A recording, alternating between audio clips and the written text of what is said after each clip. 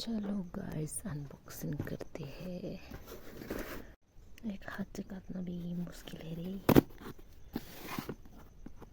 क्या है देखते हैं।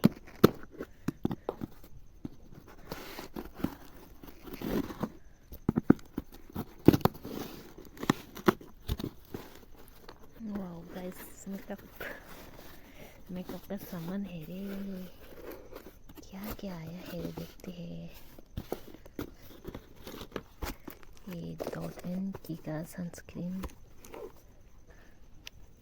ये मेबलिन का मास्कारा और आईलाइनर, कॉम्पैक्ट पाउडर, फिटमी का मार्स का आईब्रो पैलेट, फिटमी का फाउंडेशन, लिप लाइनर और ये लॉरियल का हेड सीरम।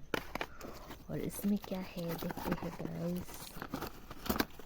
क्या है इसमें।